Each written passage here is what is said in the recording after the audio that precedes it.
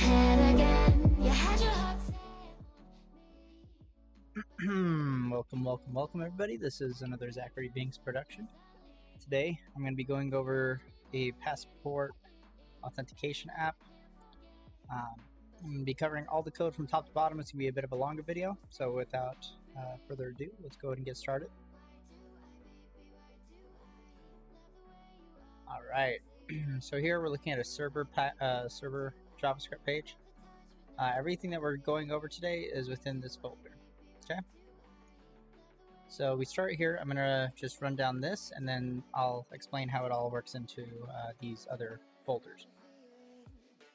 So first we have to create the foundation of this application. So with our server, we require the npm packages that we're going to be using, such as Express and Express Session, along with a model that we create for passports, which we'll go over momentarily.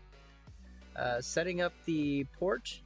This is just for when you deploy it, Heroku, Netlify, whichever platform you're using. It's going to check for an environmental variable for that port. If that does not exist, it runs on your local port of 8080, and it's going to be synced up to a database, which we configure in our models folder. So we create the Express app and configure all the middleware that we need. This is basically boilerplate for any applications where we're using the Express app, and we're working with HTML pages so that we receive the responses in the correct format. Below that, we have to require the public folder so that regardless of where we are, how deep in a folder we are, or at what level, we all have access to public, because this is going to be the meat of what the client will see. Next, since we are using a application that will require a login, and we want to make sure that the users that are logged in only view their information and that they have the ability to view their information securely, we have to create these sessions so that we initialize it when a passport exists. We initialize the session and we run that no matter what page they go to. Next, we require the routes, which are going to call back and forth the information, send the information to our database to get the correct user items to show, and also display the correct HTML pages. So we'll go over those shortly, actually. Lastly, we need to sync our database so that as soon as you spin this up, we have to make sure it connects to a database. Otherwise, it's not going to have any users to compare to or a table to save the users into. Without that, then we don't have an application at all. So let's go over the models and see this user that we're creating, exactly how we're creating it. So here we have our user JavaScript. This is all going to be connected to MySQL, which is what we are using. So if you see here, I already actually have it pulled up. We need to create the passport demo database for it to speak to. So that's running this single line of query. Or I'm sorry, not this one. That's running this line to create the database so that it exists. And then this is going to be where all the information is stored. So make sure that is created before you try sending anything back and forth there. Using the input that we get from these pages, we are going to be creating a user. The user is going to be created with the email and a password. The email must be a string because they're typing in characters. So that's why we're going to dictate the type that will be saved. It's going to be saved as a string.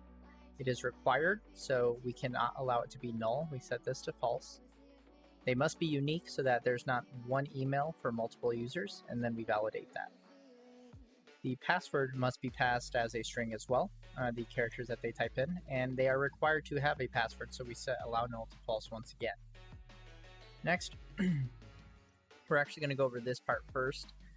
We create a user ad hook so that when you're first signing up and you want to create that user, before you create, we take the user password that is being passed in the HTML page and we encrypt it and store that. So we must do that for every password, and then for any password that's stored, we have to check and compare the encrypted password with the password that the user enters on the login page. Once we run through this and we create that hash password, then we return a user. Now, this is how we connect the database and the HTML pages. We make sure that we are using the environmental variables for Sequelize when they exist. Otherwise, we run based off of our localhost information, so the username, the root, and root, which is how I set it up. We'll just take a quick look at that so that way you know what I'm talking about here. Here it is. So when we are running, if we don't have an environmental variable to fill this out to, which Heroku does or Netlify, then it's going to use a server built off of it's going to use our local host. It's going to use our machine to create the server. So we have the root, the database that we're using, which is Passport Demo. This is the default host, and we're using MySQL to talk back and forth. So that's what this line is referencing.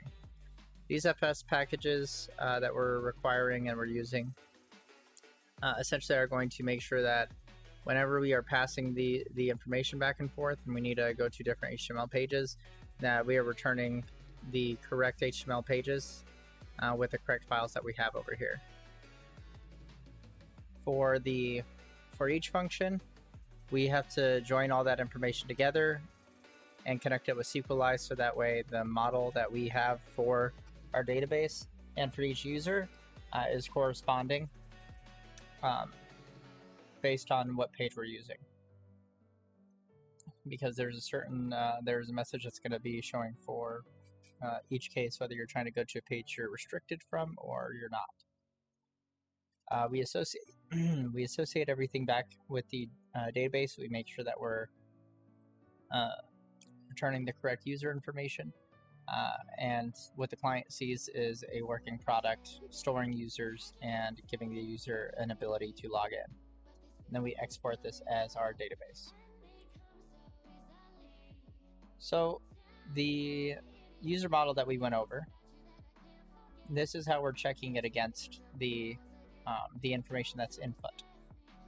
So we require our database, and then in addition, this is going to be used, the local strategy is going to be used anytime that we try and log in with that email and password.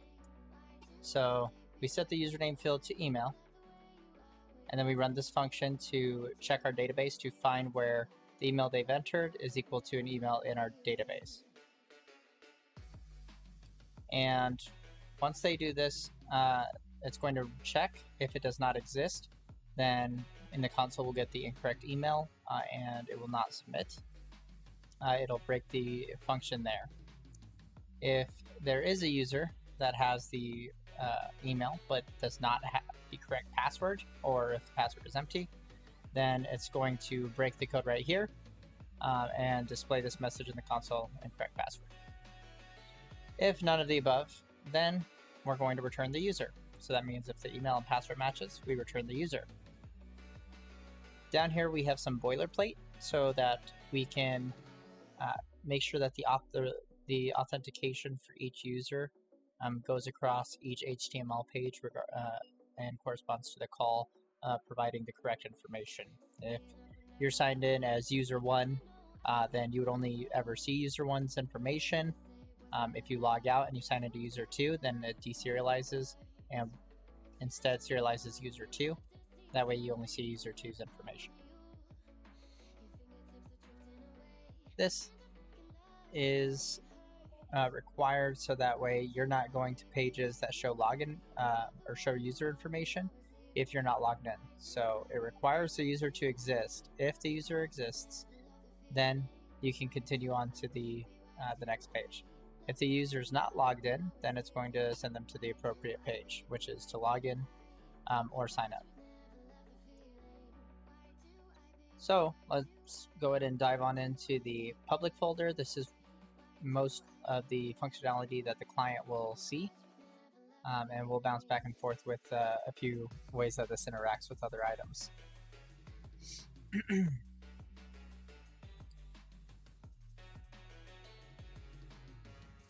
Let's go ahead and split this, and then we will get all the HTML pages up here. And this is pretty straightforward. I'll run through this, and then we'll see how the JavaScript interacts with the HTML pages. So this is requiring the authentication here, showing if the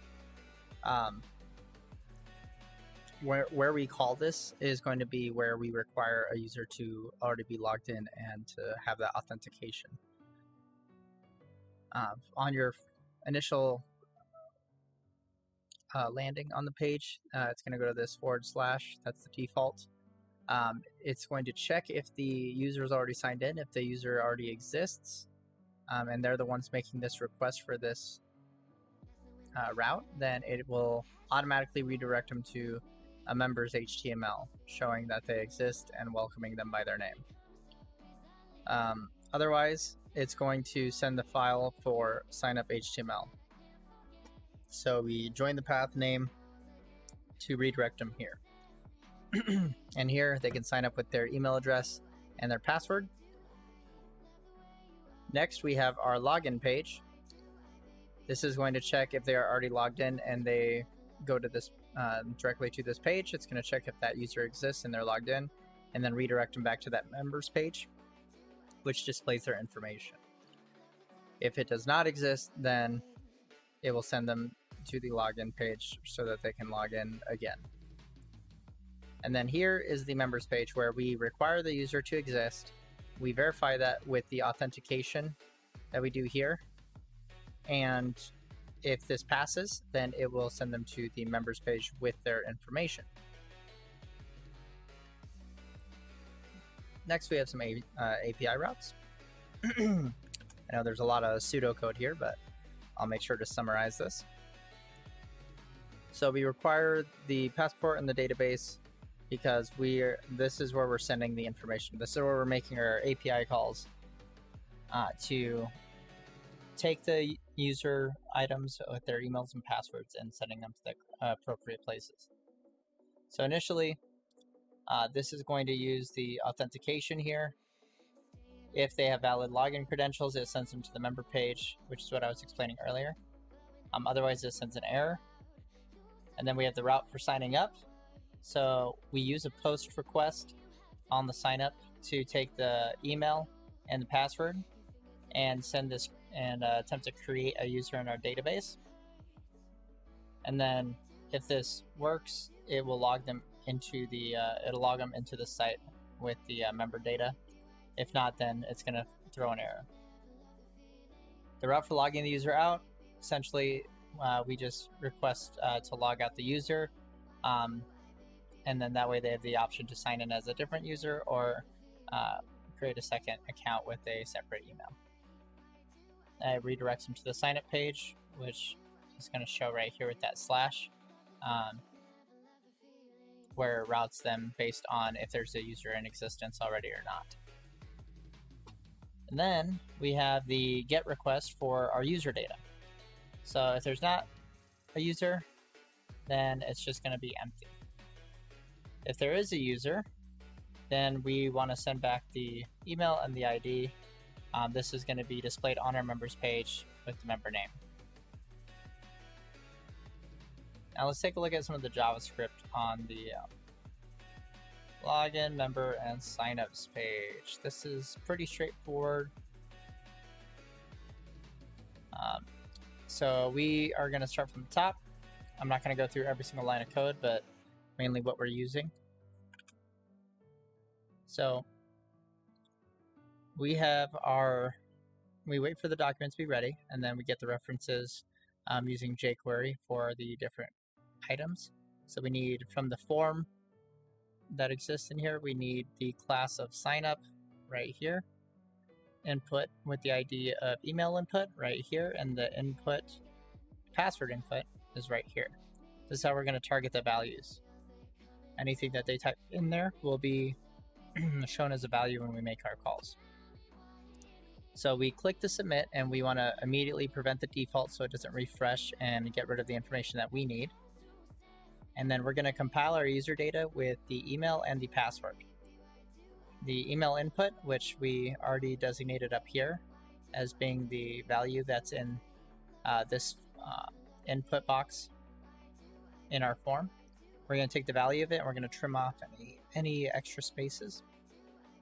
And same with the password.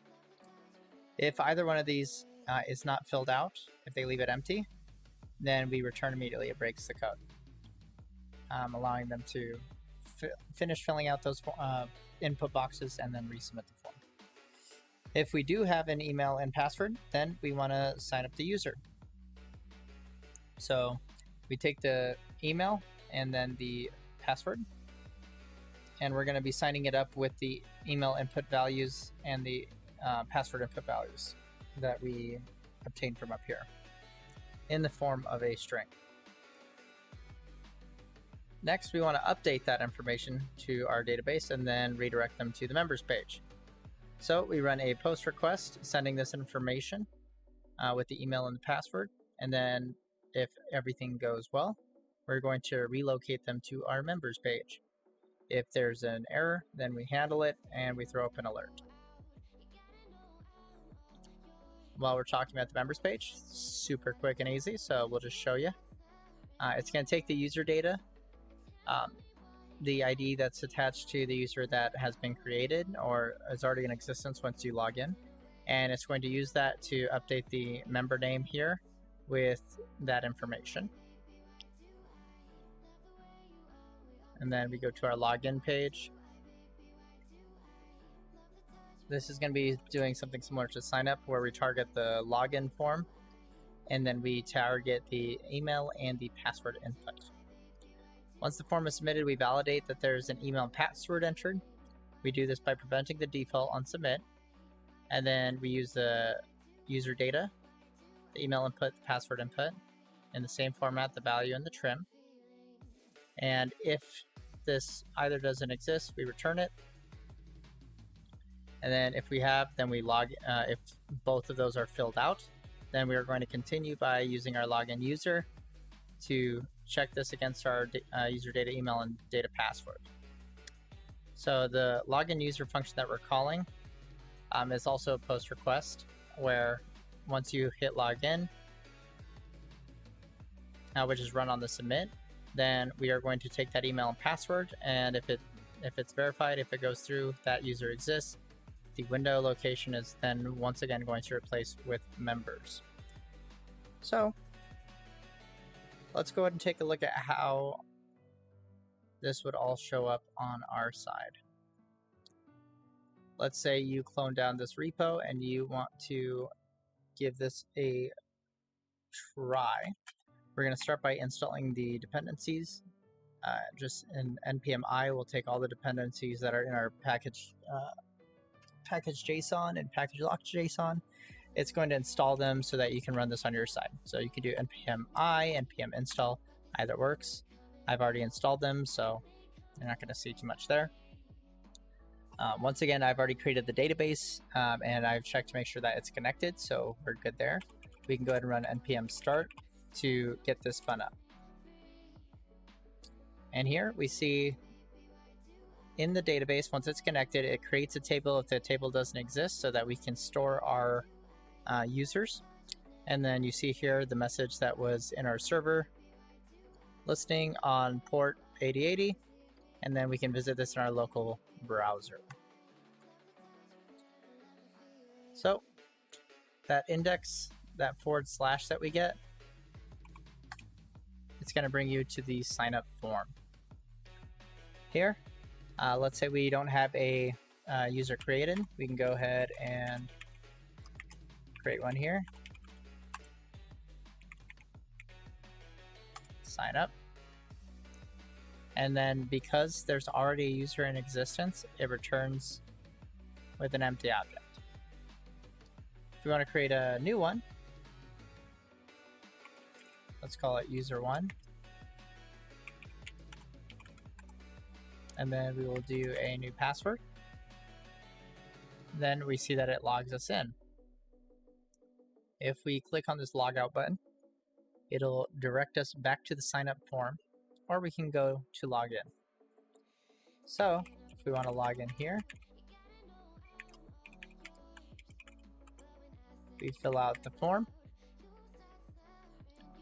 and here we can log in with a pre-existing user that is stored in our database. So if we check here and we refresh this, then not only will you see the emails, you will also see the encrypted passwords. For these 3 passwords, I typed in maybe 4 to 6 characters, and this is how it shows in our database using that bcrypt that we saw earlier. So hopefully I covered that in as much detail as you need to understand kind of what's going on behind the scenes. With that being said, thank you for watching. If you lasted to the end here, I appreciate all the time. I'm currently going through the University of Arizona's coding bootcamp and was doing this as a bit of homework. So if you have any questions, feel free to drop a comment. If you want to take a look at the GitHub repos for other projects that I've worked on, or if you want to check out some of the other demo videos that I've done for other projects that I like to work on, then the link is going to be down in the description below. Feel free to drop a like, subscribe, comment, and if you stuck around this far, hopefully I see you next time. Have a good rest of your day.